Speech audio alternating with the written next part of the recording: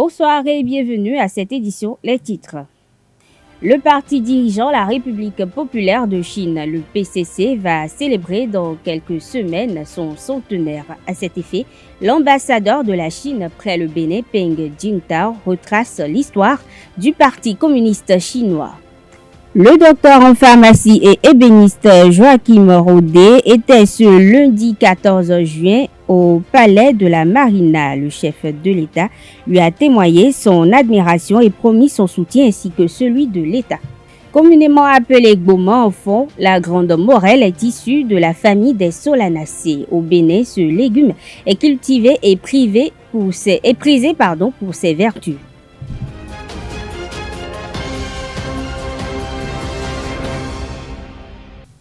À nouveau, bonsoir. Créé en juillet 1921, le Parti communiste chinois dirige la République populaire de Chine, ce depuis son accession au pouvoir en 1949. L'ambassadeur de la République populaire de Chine près le Bénin, Peng Jingtao, a retracé l'historique du plus grand parti de son pays d'origine. Voici un extrait de ses propos au micro d'Abdelkader Achiron. Cette causerie débat dénommée les mardis de la Chine est une initiative de médias pour la coopération sino-béninoise qui vise à présenter et à exposer aux professionnels des médias les actions, les avancées et les perspectives de la coopération entre le Bénin et la Chine. Pour l'acte 1 de cette série de causeries débats, je dirais mensuelles, dénommée Mardi de la Chine, nous recevons pour vous son Excellence Peng Jingtao, ambassadeur de la République populaire de Chine au Bénin. Le PCC aura son centenaire. Pour connaître la Chine, il faut connaître le Parti communiste chinois. Alors, qu'est-ce que le Parti communiste chinois? Certainement, ce n'est pas le même dans le média occidental. Il y a 100 ans, ce parti n'a seulement 50 membres. Et maintenant, 100 ans après, ce parti a 91 millions de membres. Certainement le premier grand parti du monde. Il est au pouvoir depuis 1989, ça fait 62 ans. Alors, il y a une phrase que tous les Chinois connaissent, et quand j'étais petite, on la chante. Sans le Parti communiste chinois, pas de la Chine nouvelle. Cette phrase est retenue par tous les Chinois et d'une génération, d'une autre génération. Pour quelle raison? Alors, pour comprendre ça, comprendre cette question, il faut d'abord savoir un peu l'histoire de la Chine. La civilisation chinoise est la seule ou bien même l'unique civilisation ancienne qui n'a connu aucune interruption depuis sa naissance. Dans son histoire écrite de presque 5000 ans, la Chine était pour la plupart du temps la première puissance mondiale. Pour la plupart du temps. Même avant l'invasion des pays occidentaux et même avant la guerre de opium en 1840, le PIB chinois tient 30% du PIB mondial. Mais à partir de 1840 jusqu'à l'indépendance 1949, pendant 100 ans, la Chine a connu une après l'autre des guerres lancées par des pays occidentaux, des guerres en défaite et suivies des accords inégaux, des douleurs, des malheurs subis par les Chinois.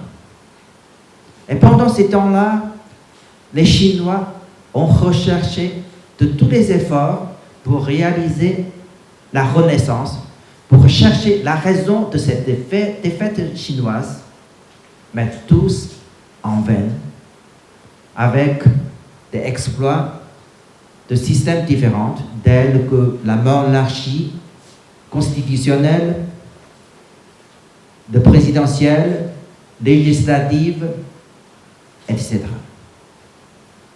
C'est seulement le Parti communiste chinois a trouvé une voie de réussite pour réaliser l'indépendance et la libération du peuple de la nation chinoise et réaliser la fondation de la République populaire de Chine, la Chine. Restons avec Peng Jingtao qui évoque à présent la contribution du Parti communiste chinois au développement de la République populaire de Chine. Il s'exprime toujours au micro d'Abdelkader Achirou.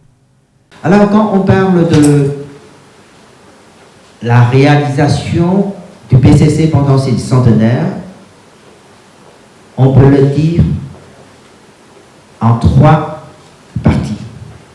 La première, c'est qu'il a conduit le peuple chinois à réaliser l'indépendance, dont je vous ai présenté tout à l'heure, de 1921 à 1949, en 28 ans. La deuxième partie, c'est la construction et le développement d'un pays socialiste. Il ne faut pas oublier, lors de l'indépendance de la Chine, qu'est-ce que c'était la Chine? C'était un pays qui a passé 3 ans de guerre de libération, 8 ans de guerre contre l'invasion japonaise et une dizaine d'années de guerre civile. L'économie est pleinement en défaite nationale. Alors, à ce moment-là, le revenu par habitant des Chinois est la moitié des Indiens, et presque le tiers de la moyenne des pays asiatiques.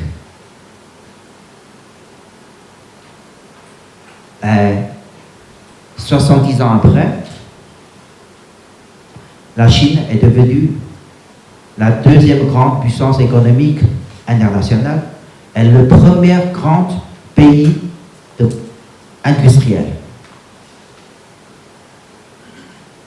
Le PIB chinois s'est multiplié par 1325 fois en 70 ans.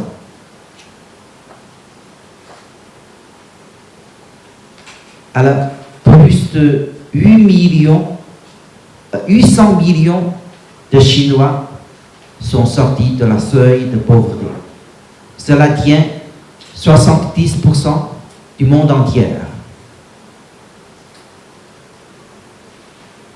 Le revenu par habitant des Chinois s'est multiplié beaucoup de fois.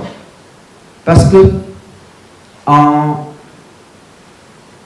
1959, le revenu par habitant des Chinois est à peu près $30. Et il ne faut pas oublier, 70 ans après, le peuple chinois a augmenté 3 fois. Et le PIB par habitant a atteint $10 000. La réforme et l'ouverture de la Chine a commencé en 1978. À cette époque-là, le revenu par habitant des Chinois était $200. Et pendant 40 ans, la Chine a réalisé un développement en moyenne, une croissance en moyenne par an, plus de 9%, pendant 40 ans. Cela a créé un miracle de l'humanité, de développement économique et social. Donc ça, c'est la deuxième étape, la construction d'un pays socialiste. Alors, à partir de l'investiture du président Xi Jinping en 2012, la Chine est entrée dans une nouvelle phase. Nous l'appelons la nouvelle époque socialisme à la chinoise.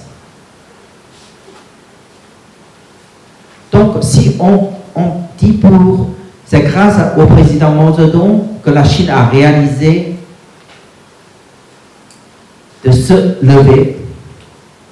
Alors, pendant la construction du socialisme, la Chine a réalisé à s'enrichir. Et maintenant, à partir de cette troisième étape, nous sommes dans la voie pour faire construire un pays puissant. Pour quelles raisons?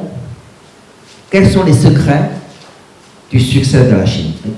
Depuis 2016, le Bénin change indéniablement et obtient quelques belles performances économiques malgré la crise liée au Covid-19 et la fermeture des frontières avec le Nigeria. Sa croissance en 2020 est la plus forte de l'UEMOA. S'inspirant de ce bilan, l'ambassadeur de la République populaire de Chine près le Bénin se réjouit de la dynamique en cours au Bénin et invite les populations béninoises à croire davantage au président Patrice Talon. Suivons ensemble ses impressions sur la gouvernance de Talon au micro d'Abdelkader Achio.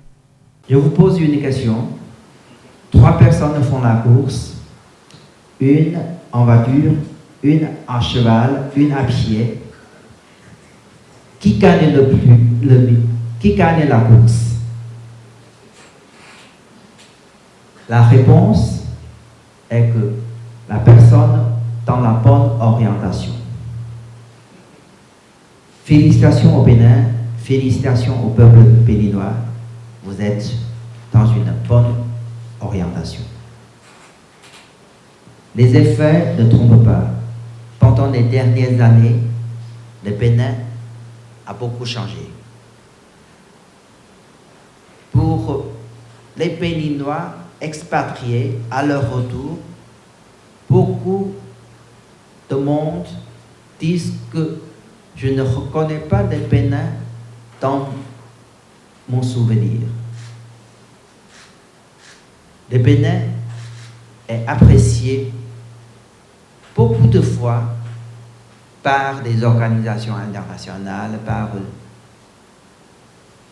des communautés internationales. Après l'investiture du président pour la deuxième mandat, comme le disent, le Bénin est en phase d'un tournant décisif. C'est vrai. Si on continue toujours dans cette route, quoi qu'il soit, vite ou lent, chaque jour, chaque pas on avance, on est plus près de notre objectif. Quel est l'objectif? Votre objectif du Bénin révélé. Alors, quand on parle de la coopération sino-béninoise, tout le monde sait que la Chine est un pays ami, partenaire, frère du Bénin depuis de longue date. Alors, il faut dire que maintenant, la Chine est le premier investisseur étranger au Bénin. Vous connaissez tous le projet de pipeline Niger-Bénin. C'est un projet d'investissement direct, privé, extérieur que le Bénin a connu depuis l'indépendance. Qu'est-ce que ça veut dire? Quelle est la différence entre l'investissement et un don? Un don vient d'un pays ami, comme une assistance, mais un investissement signifiait la confiance de partenariat. Les investissements faire relier des intérêts ensemble. Alors, après, l'investisseur de ce projet-là, Chine Pétrole, est la plus grande société chinoise et aussi une des plus grandes sociétés internationales dans ce monde. Et après lui, certainement, il va attirer aussi des autres occasions de la création des joint ventures, d'investissement entre les deux pays, entre nos deux peuples. Le Bénin vit au début de la deuxième quinzaine du mois de juin la Semaine mondiale de la sécurité routière. Dans ce cadre, une caravane a réuni 400 participants sur quelques kilomètres à travers les rues de Cotonou. Le cortège a échoué dans la rue de l'école urbaine centre de Cotonou, une rue très peuplée. Les allocutions ont été prononcées devant les panneaux limitant la vitesse à 30 km/h. Suivez un extrait des propos du directeur du Centre national de sécurité routière, Aubin Adoukonou. L'élément est signé Carles Kitome. Je voudrais, au nom du ministre des Infrastructures et des Transports, dire tout l'engagement du gouvernement à faire aboutir les documents, non seulement de politique, mais également le code de la route. Je voudrais dire que cette cérémonie vient un peu pour renforcer l'orientation du gouvernement à limiter les vitesses dans certaines de nos villes qui ont bénéficié des aménagements à 30 km/h. Et ceci pour que nous ayons également les villes sûres. Je sais que la police républicaine fait beaucoup.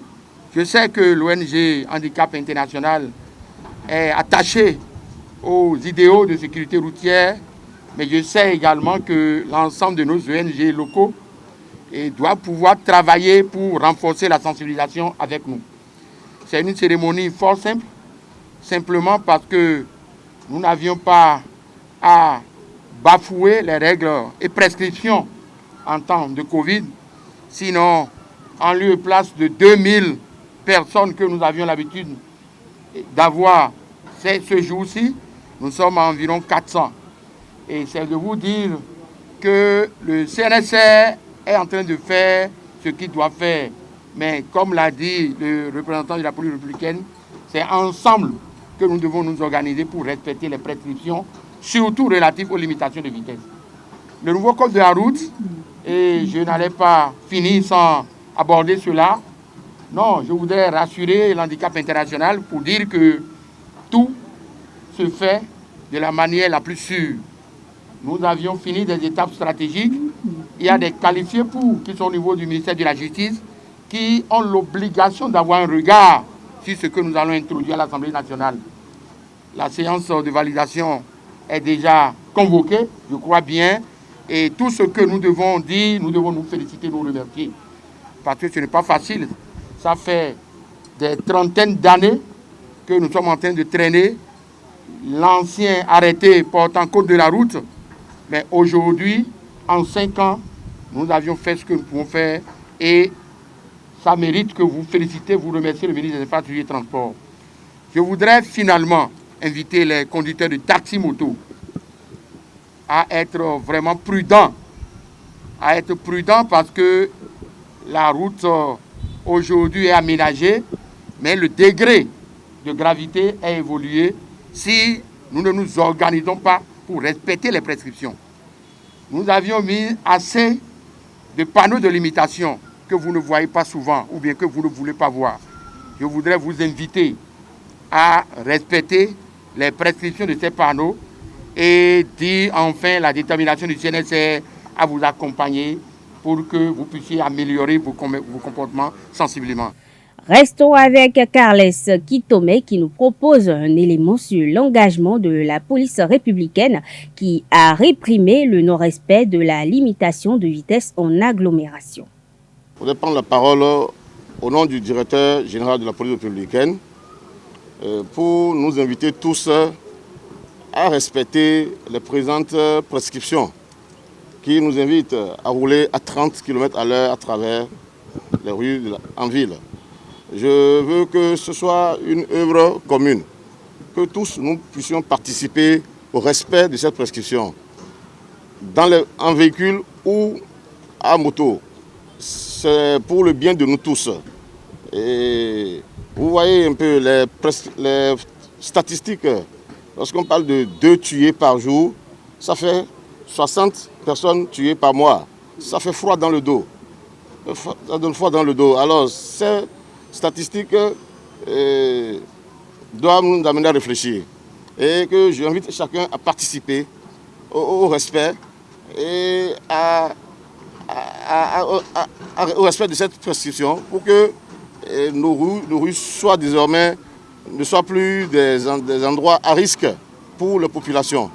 Que chacun de nous se dise, en roulant doucement, lentement, et non seulement il évite d'être un danger pour les autres, mais aussi lui aussi il est sûr d'arriver à destination. Parfois, lorsqu'on voit les dégâts même matériels sur certains véhicules après accident en ville, on se dit où est-ce qu'il va et il file si tant en ville simplement. Sur les routes pour aller loin, sur les routes entre les inter-États, c'est encore pire. Alors, je pense que j'invite tous les Béninois à respecter ces nouvelles prescriptions pour que nous puissions accompagner le Centre national de sécurité routière dans cette dynamique. Quant à la police républicaine, après la sensibilisation, nous allons passer à la phase de répression. Et ça, au nom du directeur de la police républicaine, je vous le garantis, nous allons accompagner le Centre national de sécurité routière pour la répression, pour faire respecter ces consignes pour ceux qui ne vont pas nous suivre. Donc, je salue cette initiative. Joachim Rodé, jeune pharmacien de 28 ans et passionné de bois, a été reçu hier lundi au Palais de la Marina par le président Patrice Talon. C'est un documentaire de télévision nationale réalisé depuis 2018 et rediffusé il y a quelques semaines qui a valu à ce dernier d'être reçu en audience sidéré. Le président Patrice Talon a promis de l'aider personnellement et de lui apporter également le soutien de l'État. Fils d'agriculteur, Joachim était venu à Cotonou pour apprendre le métier d'ébéniste. Très ému de cette rencontre avec le chef de l'État, il est revenu sur sa formation de pharmacien et sur les raisons qui l'ont motivé à mettre sa société de production de mobilier de bois en place. Avant de recevoir les conseils avisés du chef de l'État, je vous invite à suivre en image le compte rendu de cette audience.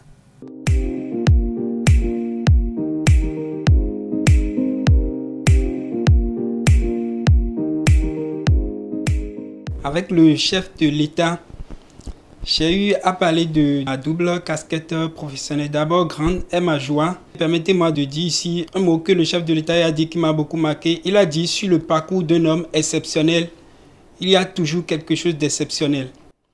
Le documentaire qui a été réalisé et qui portait sur ma double casquette professionnelle, il a suivi sur la chaîne nationale. Et c'est de là qu'il a pris contact par le biais de ses collaborateurs. Ils m'ont contacté. Et je suis venu, il a échangé avec moi sur comment j'ai fait pour aboutir à ce résultat. Je suis très ému, très en joie. Le fait que le président ait pensé à moi depuis mon coin, ça prouve réellement qu'il est à l'écoute de la population. Il est au courant de tout ce qui se passe dans le pays, même dans les moindres détails. Ce qui a favorisé cela, je dirais, c'est la grâce du Seigneur. Mais il y a aussi ma détermination, ma capacité à pouvoir combiner deux métiers qui n'est pas aussi aisé d'associer, c'est-à-dire les études pharmaceutiques fait 6 ans, après le baccalauréat à l'université et en même temps apprendre le travail du bois.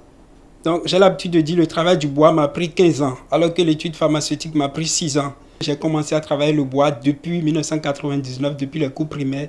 Et l'école, l'étude pharmaceutique, ce n'est qu'en 2010 que je l'ai commencé, je l'ai achevé en 2016. Donc ça fait que voilà, j'ai de la facilité à combiner les deux. Et c'est le fait que j'arrive à combiner deux métiers qui a impressionné le chef de l'État et il m'a accordé ce privilège et cet honneur qui fait que je suis devant vous aujourd'hui. Cet entretien avec le chef de l'État, ça permettra quand même de révéler aux jeunes du pays que c'est possible d'être en griffe intellectuelle et d'embrasser un autre métier par passion. Le chef de l'État, lui, m'a fait des promesses, m'a accompagné aussi bien dans ma passion d'ébénisterie que sur le volet de la pharmacie, puisque désormais je suis titulaire d'un site dans le Koufo. Donc le chef de l'État, il m'a promis m'accompagner de façon personnelle et aussi l'accompagnement de l'État. La première édition du festival de la Maman spéciale s'est tenue à Cotonou à l'issue d'une soirée riche en couleurs et en émotions le samedi 12 juin dernier. Odite Dosuovo a été sacrée reine des Mamans spéciales devant 16 autres concurrentes. Reportage ici, Elarius Adjagwino. La maman spéciale, celle que le jury a choisie. Numéro 5, Dosuovo Odite. Odite Dosuovo entre ainsi dans les annales du festival de la maman spéciale. Vendeuse de poissons frais au marché d'Adjaha, dans le 13e arrondissement de Cotonou, elle décroche la couronne de la première édition. De toute ma vie, je n'ai imaginé participer à un pareil événement et de surcroît remporter le premier prix. Je voudrais remercier Maëssa Yourou pour son amour à toutes les mères. Elle nous a sélectionnés dans tous les marchés. Et moi, j'ai laissé les occupations à Adjaha pour participer à chaque séance. Telle elle nous a honorés, ses enfants en feront de même pour elle.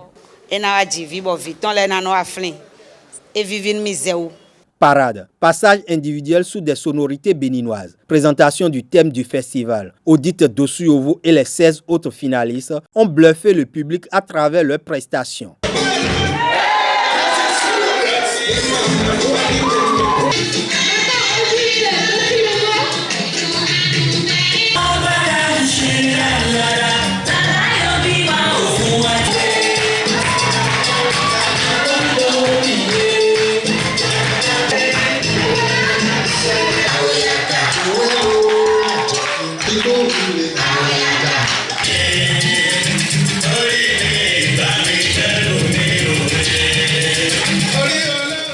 Face à l'expression du talent de ces mères ménagères, artisanes et commerçantes, le jury a eu du grain à moudre à l'heure de la délibération. Nous avons choisi 3 dames très difficilement.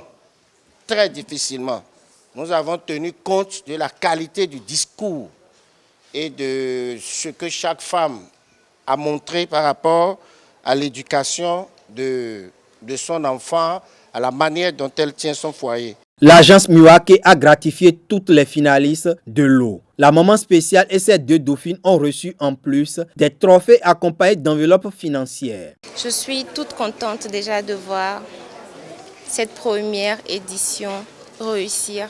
Et je pense que la première maman spéciale, avec cette petite somme qu'elle a pu obtenir aujourd'hui, lui permettra en fait de fructifier ses activités.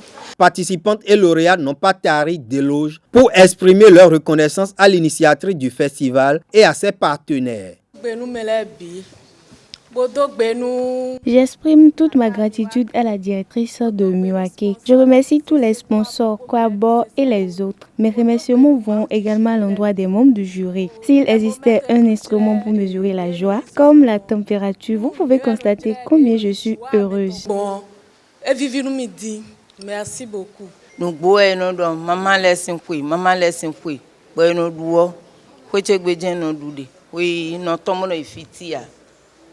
Je reste toujours à la maison quand on célèbre la fête des mères. Mais Dieu a inspiré Maessa et elle a initié ce festival à notre endroit aujourd'hui. Nous rendons grâce à Dieu que le Seigneur veille sur cette initiative pour l'éternité.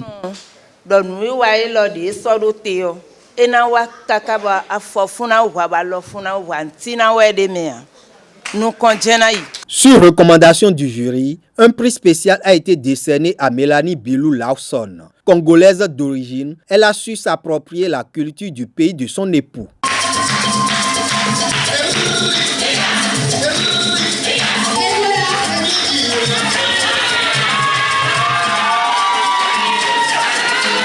Le rideau est tombé sur le premier festival de la maman spéciale dans l'espérance d'une deuxième édition plus aboutie.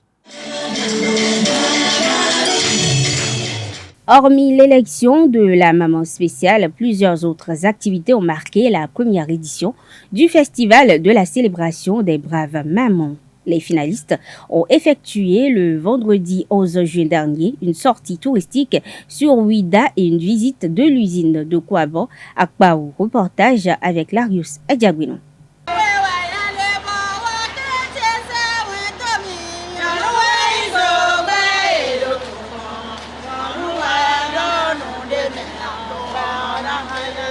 Top, c'est parti. Le festival de la maman spéciale s'inscrit désormais au rang des manifestations marquant la célébration de la fête des mères au Bénin. Et comme un symbole, cette initiative singulière prend son envol avec la visite de l'usine de production de l'Okwabo à Kpaou. Dans son rôle d'accompagner toutes les belles initiatives que lancent les jeunes, nous avons décidé de soutenir l'événement qui est la maman spéciale pour deux raisons essentiellement. En fait, les mamans, leur bien-être, leur santé nous importe beaucoup plus parce que c'est elle qui prend soin de nous et dès qu'elle tombe malade, c'est que toute la famille est malade. Et c'est la raison principale pour laquelle nous soutenons cet événement qui met à l'honneur toutes les femmes, toutes les dames de ce monde. De la salle de mise en bouteille de l'Okwabo aux sections de fabrication des autres produits du groupe, la vingtaine de mamans finalistes du festival ont pu toucher du doigt le processus de production.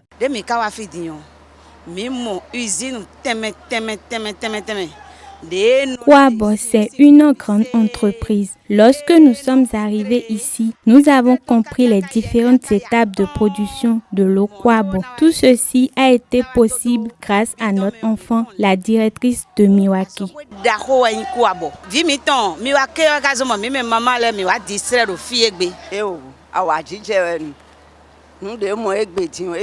Tout ce que j'ai appris aujourd'hui me réjouit énormément, car nous n'avons pas cette opportunité de nous distraire à cause de nos activités au marché. Nous remercions Miwake et les responsables de l'entreprise Kouabo. Que le Seigneur leur rende au centuple.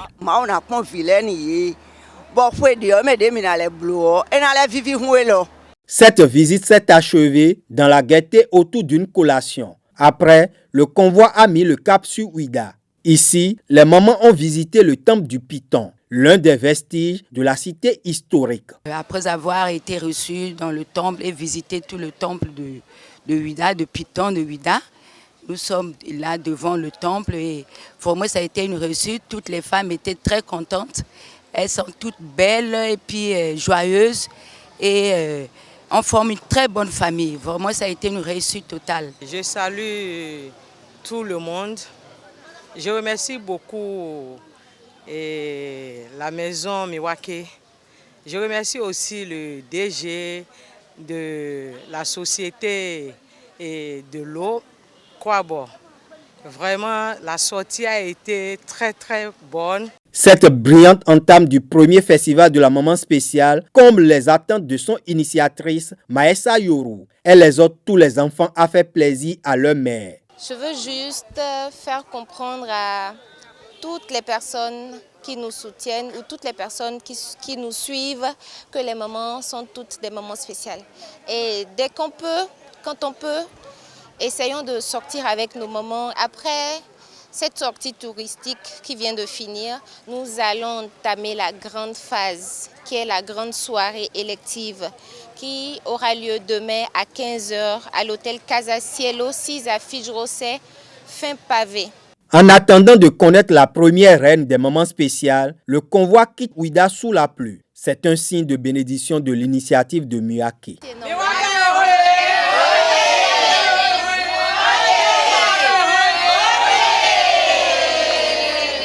Les artisans du centre de promotion de l'artisanat CPA du Bénin crient la mévente. Malgré la diversité des produits qu'ils proposent et la baisse des prix, les clients viennent rarement. Suivez ce reportage de Jacques Marion d'Almeida. Des statuettes, des colliers en perles et des bracelets, des porte-clés ainsi que des chemises en teinture batik, d'autres à l'effigie de grandes figures de la Révolution. Nous sommes dans le plus grand centre artisanal de l'Afrique de l'Ouest. Bien que ce centre soit situé au plein cœur de la ville de Cotonou, les artisans qui y vendent ne cessent de crier leur mévente. Artiste, donc comme bio ministre de tourisme, pour le gouvernement pour les hokanu tourisme bio tout même mettre bien au soleil mais à mon loup. Milaba kwa minono des fois client na wakaka nusunokpo den ledo yingba nunu yesi dewedo fiela uhamio na labanyo hugamo. Pour Saïdou Moussa, le président de l'association des artisans du centre, rien ne marche. Les touristes ne viennent pas malgré la production du centre et se plaignent de l'inexistence même des objets d'art dans nos ministères au détriment de la Chine. Je peux commencer par zéro. Le tourisme n'est pas développé. Quand il n'y a pas de clients, comment voulez-vous qu'on vende? Nous produisons des œuvres d'art, mais il n'y a pas de clients pour les prendre. Donc nous on est là pour le gouvernement, pour les gouvernements, parce qu'il n'y a pas que le gouvernement de talent. Pour les gens, pour nos politiciens, l'artisanat c'est zéro. La preuve, vous allez dans les ministères, vous ne voyez rien de l'artisanat. Les meubles, nous fabriquons, nous avons du bois ici. Des artisans sont là qui travaillent. Allez-y, si tout vient de la Chine. Bon, on est là, bon, ici c'est une maison. Si le client vient, bon, on souhaite que le client vienne pour qu'on puisse vendre, c'est tout. Malgré leurs plaintes, les quelques clients qui viennent dans le centre sont plus ou moins satisfaits de l'accueil et du prix des articles. Ça va, récent, mais là ce matin ça va assez calme. Vivement que les autorités pensent à une nouvelle politique de gestion du centre pour le développement de l'art béninois. La grande morelle, communément appelée gourmand, prisée dans l'art culinaire au Bénin, regorge de vertus thérapeutiques. Les vendeuses parcourent parfois des kilomètres pour s'en procurer au profit de leur clientèle. Suivez ce reportage signé Jacques Marion d'Almeida. Au Bénin, la sauce légumineuse mantindjan est l'un des plats prisés par tous. L'ingrédient ultime et incontournable de cette recette est bien la grande morelle. Cuisinée en sauce, la grande morelle a un goût légèrement amer qui provoque en bouche des saveurs insoupçonnées qui raviront les amateurs de vraie cuisine africaine.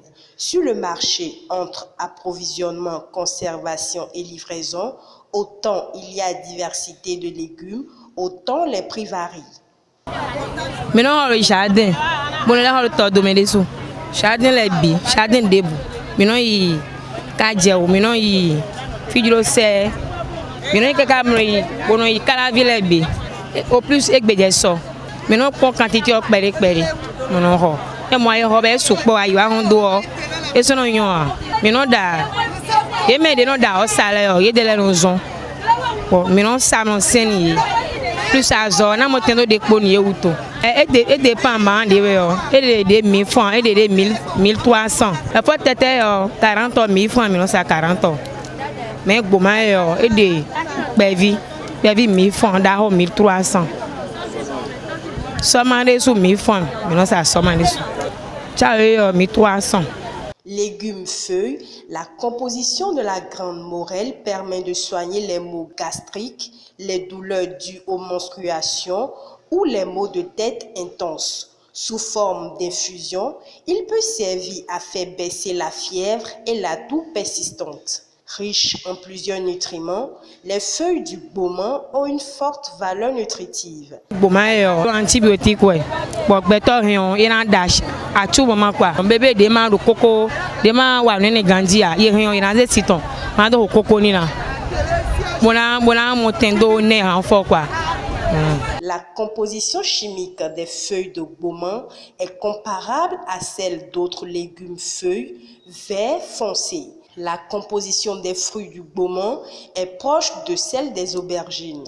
Le gboman a une odeur savoureuse et ses feuilles ont une forte valeur nutritive. Avec 4,6 g de protéines, 1 g de fibres, 6 g de glucides et 3081 mg de calcium, la Grande Morelle reste une richesse culinaire qui ravit les cordons bleus d'âge en âge. Voici à présent l'actualité en Afrique du Sud, en Guinée et en France. Depuis quelques jours, des milliers de personnes affluent sur un terrain où le sol regorge de petits minéraux transparents dans la région du KwaZulu-Natal. Leur composition n'a pas encore été étudiée, mais leur ressemblance avec des diamants suffit à attirer des mineurs illégaux. Alors que le pays est entré par endroits dans une troisième vague épidémique, ce rassemblement inquiète le gouvernement provincial. Le bruit des pioches et le murmure des mineurs ont envahi les environs de Ladysmith dans le KwaZulu-Natal. Cette histoire rappelle la ruée vers l'or de 2018 dans la même province. Jusqu'à 5000 mineurs avaient afflué sur un site où la roche était étrangement dorée, mais sans valeur. Lors de son déplacement ce matin, le gouvernement provincial sera accompagné de géologues et d'experts en minéraux pour analyser au plus vite la composition de ces pierres. En Guinée, le ministère de l'Environnement, des Eaux et Forêts interdit à compter du lundi 14 juin la coupe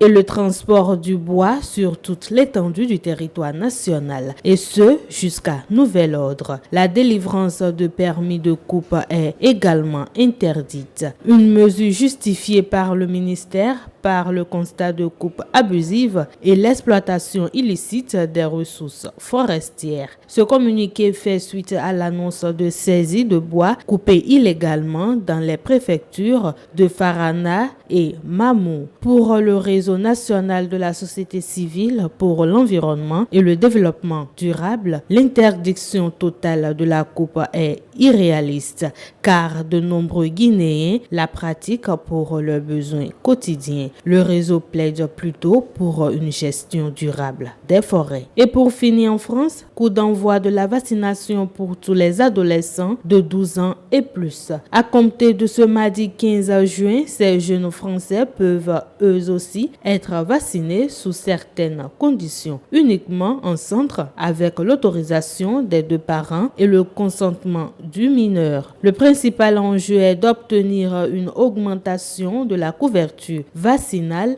pour limiter au maximum la circulation du virus. Cette tranche d'âge représente potentiellement plus de 3,5 millions de personnes, avec une exception, les adolescents ayant développé un syndrome inflammatoire multisystémique pédiatrique à la suite d'une infection par le SARS-CoV-2 pour lesquels la vaccination n'est pas recommandée.